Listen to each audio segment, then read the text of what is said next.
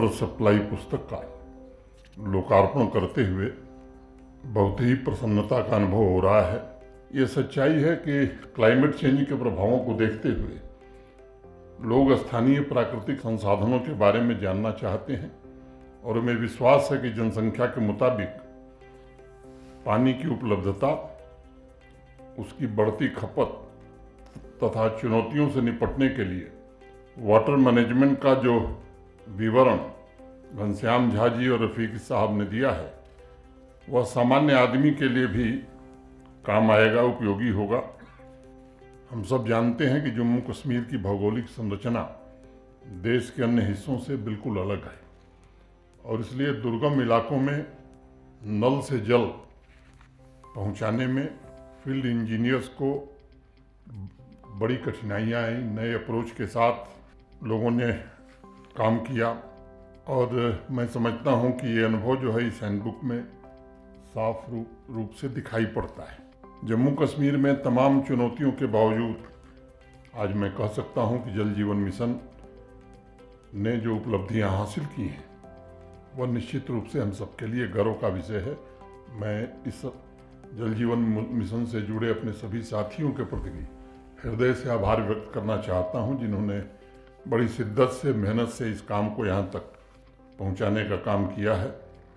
इस पुस्तक की बधाई के अलावा घनश्याम झा साहब को इंजीनियरिंग समुदाय को नए टूल्स और मार्गदर्शन प्रदान करने के लिए भी मैं फिर से एक बार बधाई देना चाहता हूँ।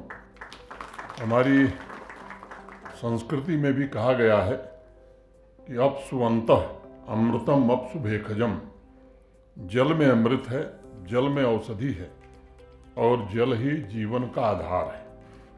और ये हकीकत है कि आम आदमी की दिलचस्पी साइंटिफिक प्रोसेस से ज़्यादा इस बात में होती है कि उसे साफ, सुरक्षित और पर्याप्त पानी उपलब्ध हो। ऐसे समय में जब वाटर रिसोर्स तमाम चुनौतियों को झेल रहा है तब वाटर सप्लाई स्कीम को प्रभावी बनाए रखना और लोगों के लिए पानी की निरंतर उपलब्धता सुनिश्चित करना ये एक बड़ी भारी जिम्मेदारी आपके कंधों पर है। 4 वर्ष पूर्व जम्मू कश्मीर को नज़दीक से देखने का अवसर मिला है। जल सुरक्षा, वाटर सिक्योरिटी फॉर ऑल, मैं समझता हूं कि ये हम सबका उद्देश्य है और होना चाहिए।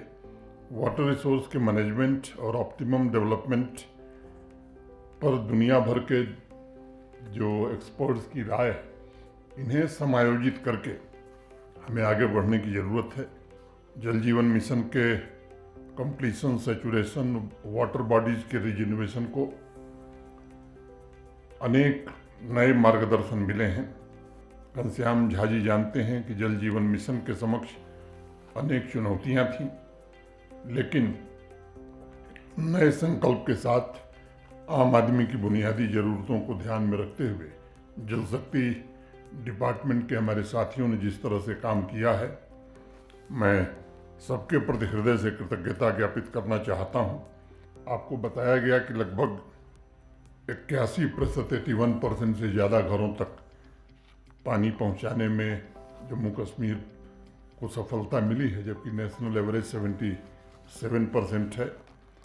मुझे विश्वास है कि जो बचे हुए 3 लाख घर हैं उन्हें भी जल्द से जल्द हम